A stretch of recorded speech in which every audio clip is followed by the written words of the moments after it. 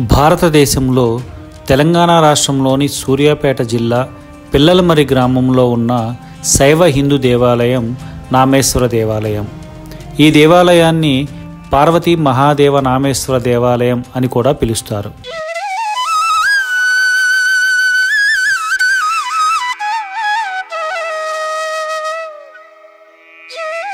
ఈ దేవాలయాన్ని శాతవాహన శకం 1202లో ఈ ప్రాంతాన్ని పాలించిన శూద్ర కులంలోని రేచర్ల కుటుంబానికి చెందిన నామిరెడ్డి నిర్మించారు.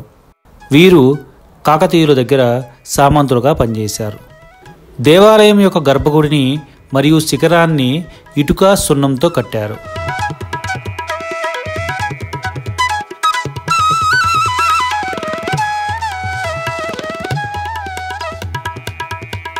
ఈ దేవాలయ విమానం నగర నిర్మాణ శైలిలో నిర్మించబడింది. ఇక్కడి ప్రాంగణంలో దేవాలయ చరిత్ర, పిల్లలమర్రి గ్రామ చరిత్ర గురించి తెలుగులో రాతి శాసనాలు ఉన్నాయి. ఈ రాతి శాసనం పైన తూర్పుకి అభిముఖంగా విధాత అయిన బ్రహ్మదేవుడు, ఉత్తరాదికి అభిముఖంగా శివలింగం, సూర్యచంద్రులు, నంది, ఆవు, దూడ, పడమర వైపు శంఖచక్రములు ధరించిన విష్ణుమూర్తి, దక్షిణమున విఘ్నాధిపతి అయిన గణపతిని చెక్కబడి ఉంది. బ్రహ్మసూత్రం కలిగిన శివలింగం ఇక్కడ దేవాలయంలో ప్రతిష్ఠించబడింది. బ్రహ్మసూత్రం కలిగిన శివలింగాలు చాలా అరుదుగా ఉంటాయి. ఇవి చాలా మహిమ కలిగినవి. ఇక్కడ మనం ఒకసారి శివనామ స్మరణ చేస్తే కొన్ని కోట్ల సార్లు నామం జపించిన పుణ్యం వస్తుంది అని అంటారు. ఈ సందర్భంగా శివలింగం యొక్క ఆవిర్భావం గురించి ఒకసారి తెలుసుకుందాం.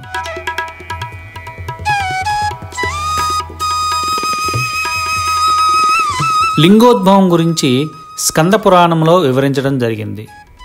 మహాప్రళయం తర్వాత సృష్టి స్థితి కారకులైన బ్రహ్మ విష్ణువు మధ్య ఎవరు గొప్పో తెలుసుకోవాలన్న పోటీ వచ్చి అది సంగ్రామానికి దారితీసింది. ఒకరిపై ఒకరు భీకర అస్త్రాలను ప్రయోగించుకునే వేళ మరో ప్రళయాన్ని నివారించేందుకు లయకారకుడు రంగంలోకి దిగి ఆద్యంతాలు తెలియని మహాగ్ని స్తంభం రూపంలో అవతరించి దర్శనమిచ్చాడు. ఇది జరిగింది మాఘ బహుళ చతుర్దశి నాటి అర్ధరాత్రి. ఇదే లింగోద్భవ కాలం. ఇక ఈ శివలింగావతారం మొదలను తెలుసుకునేందుకు విష్ణువు వరాహ రూపంలో, ముగింపును చూసేందుకు బ్రహ్మ హంస రూపంలో వెళ్ళి తమ లక్ష్యాన్ని చేరలేక తిరిగి వచ్చి శివుడనే శరణు కోరగా తన నిజరూపంతో వారికి దర్శనమిచ్చి వారిలో నెలకొని ఉన్న అహంకారాన్ని రూపుమాపాడు. శివుడు తొలిసారిగా లింగరూపంలో దర్శనమిచ్చిన సమయం కాబట్టి లింగోద్భవ కాలం అత్యంత ప్రాముఖ్యతను సంతరించుకుంది. అందుకే రాత్రి 11 గంటల వేళ మొదలయ్యే లింగోద్భవ కాల పూజలను భక్తులు అత్యంత శ్రద్ధతో నిర్వహించి పరమశివుడి కృపకు పాత్రులవుతూ ఉంటారు. ఈ దేవాలయంలోని పానవట్టం అంచెలంచెలుగా చెక్కబడి ఉంటుంది. శివలింగాన్ని పరీక్షగా గమనిస్తే ఉత్తరం వైపు కొంచెం వంగి ఉంటుంది. కొన్ని సంవత్సరాల క్రితం వచ్చిన భూకంపం వలన క్రింద ఉన్న పానవట్టంలోని అమరిక కుదించుకుపోయి బరువుగా ఉన్న ఉత్తరం వైపు ఒరిగింది అని చెబుతారు. 14వ శతాబ్దం ప్రారంభంలో అల్లావుద్దీన్ ఖిల్జీ దక్కన ప్రాంతంలో జరిపిన దాడుల సమయంలో ఈ ఆలయం కొంతమేర ధ్వంసం చేయబడింది.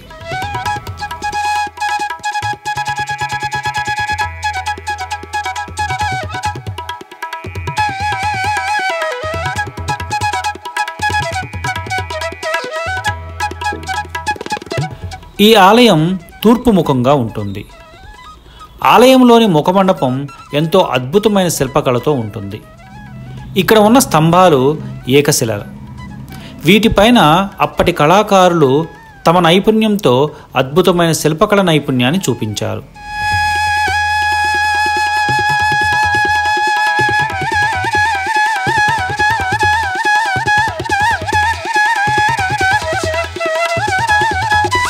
సూక్ష్మమైన వివరాలను కూడా చాలా చక్కగా చెక్కారు.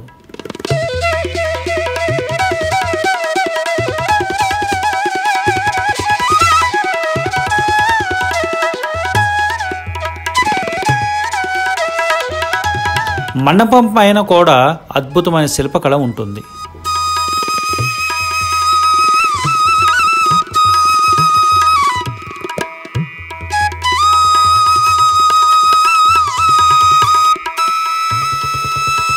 ముఖమండపమునకు గర్భగుడికి మధ్యలో దూలం మీద ఆలయ గోడలపై ఫ్రెస్కోలు ఉన్నాయి.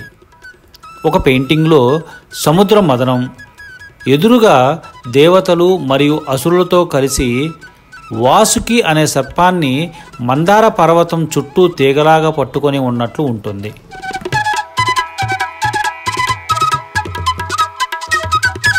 మరోవైపు కురుక్షేత్ర యుద్ధాన్ని పెయింటింగ్ వేశారు.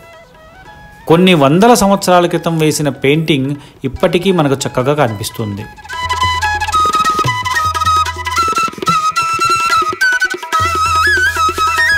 గర్భాలయ ముఖద్వారం పైన నటరాజస్వామి నాట్యం చేస్తుండగా పరిచారికలు వింజామరలు విసురుతున్నట్టు, కళాకారులు ఇరుప్రక్కల నుంచొని మృదంగం వాయిస్తుండగా నందీశ్వరులు వీక్షిస్తున్నట్టు మరియు బ్రహ్మ గణపతి ప్రతిమలను చక్కగా చెక్కారు.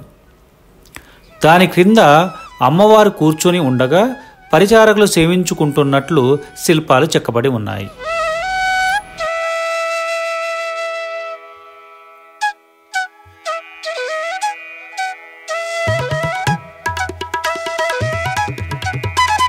ఇక్కడ స్తంభంను ఏదైనా లోహంతో స్పర్శిస్తే ఆసక్తికరమైన ధ్వని శబ్దాలు వినవచ్చును.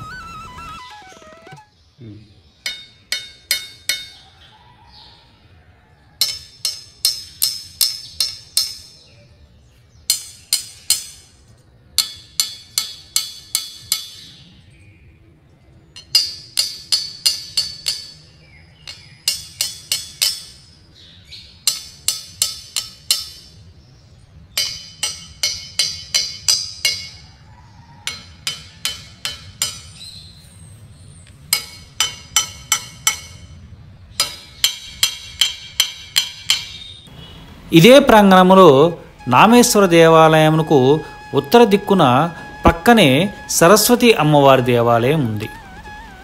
ఇక్కడ అమ్మవారు పాలరాతి విగ్రహం.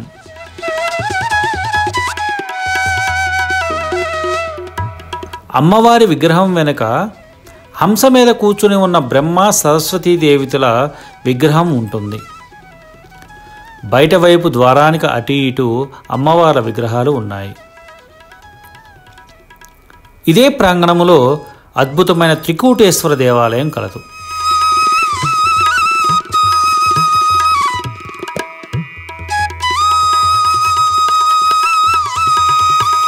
ఎడమవైపున ఉన్న గర్భగుడిలో పానవటం తూర్పు వైపుగా ఉన్న శివలింగం,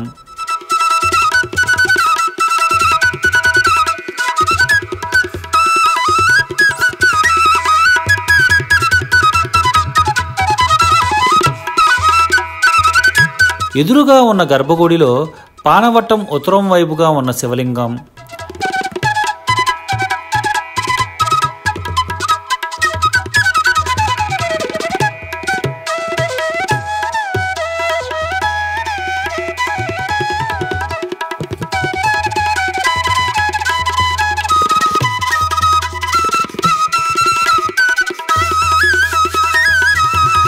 కుడివైపున ఉన్న గర్భగుడిలో పానవటం తూర్పు వైపు తిరిగి ఉన్న శివలింగం ఉన్నాయి.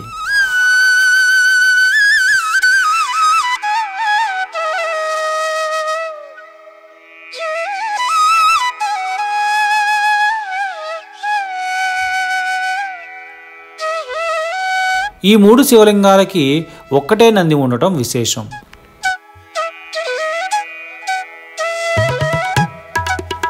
ఈ నందీశ్వరుడు తల ఒక పక్కకు తిప్పి ఎడమ కంటితో ఎదురుగా మరియు ఎడమవైపున ఉన్న శివలింగాలను మరియు కుడి కంటితో కుడివైపున ఉన్న శివలింగాలను చూస్తూ ఉన్నట్టు ఉంటుంది. ఇలా త్రికుటేశ్వర లింగాలను ఒకే నంది చూస్తూ ఉండటం విశేషం.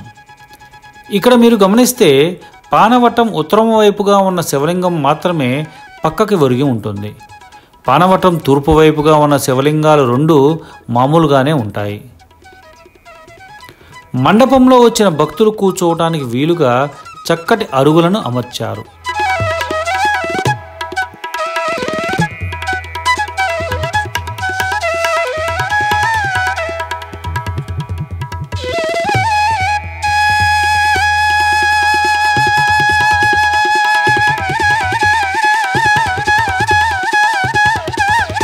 ప్రాంగణంలో నాగేంద్ర స్వామి విగ్రహం మరియు పుట్టా కూడా ఉన్నాయి.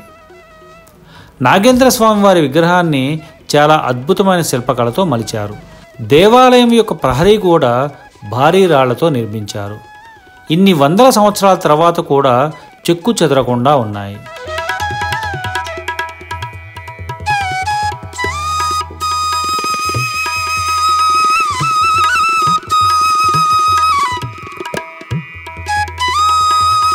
(1926, 1927లో పురావస్తు శాస్త్రవేత్త ఎపిగ్రాఫిట్ గులాం అజ్ఞాని ఆధ్వర్యంలో ఈ దేవాలయ తొలి పురావస్తు సర్వేలు డాక్యుమెంటేషన్ పూర్తయి 1929లో ప్రచురించబడ్డాయి. ఈ దేవాలయంలో అనేక శాసనాలు ఉన్నాయి. శాతవాహనుల శకం 1195 నుండి అది పూర్తయినప్పుడు తొలి శాసనం వేశారు. ఆలయ ప్రాంగణంలోని ఒక స్లాబ్ స్తంభం వరుసగా శాతవాహనుల శకం 1202, 1208లో 4 వైపులా శాసనాలు చేర్చబడ్డాయి. స్థానిక పాలకుడు, పోషకుడు, ఆలయాన్ని నిర్మించిన వ్యక్తి నామిరెడ్డి అని యజ్ఞాని పేర్కొన్నాడు. రాయిపై రాసిన జన్యుశాస్త్రం ప్రకారం అతను శూద్ర కులానికి చెందినవాడని చెప్పాడు. పిల్లలమరిలోని 4 దేవాలయాలు శిథిలావస్థలో ఉన్నాయని, వాటికి తప్పుగా పేరు పెట్టబడ్డాయని ఈ అధ్యయనంలో తేలింది అని, తన పరిశోధన ప్రకారం ఇప్పుడు ఉన్న ఎరకేశ్వర దేవాలయం పేరు సోమేశ్వర గుడి అని, నామేశ్వర దేవాలయం పేరు నరసింహ దేవాలయం అని, త్రికుటేశ్వర దేవాలయం పేరు ముఖండేశ్వర దేవాలయం అని, చెన్నకేశవ దేవాలయం పేరు రామేశ్వర దేవాలయం అని యజ్ఞాని పేర్కొన్నాడు. పిల్లలమరి హైదరాబాదుకి 130 కిలోమీటర్లు, విజయవాడకు 150 కిలోమీటర్లు, ఖమ్మంకు 75 కిలోమీటర్లు, సూర్యాపేట పట్టణానికి 6 కిలోమీటర్ల దూరంలో ఉంటుంది. మీకు కనుక ఈ వీడియో నచ్చినట్లయితే లైక్ చేయండి, షేర్ చేయండి. మరిన్ని వీడియోస్ కోసం సబ్స్క్రైబ్ చేసుకోండి. నోటిఫికేషన్స్ కోసం బెల్ ఐకాన్ని ప్రెస్ చేయండి. ఓం నమః శివాయ.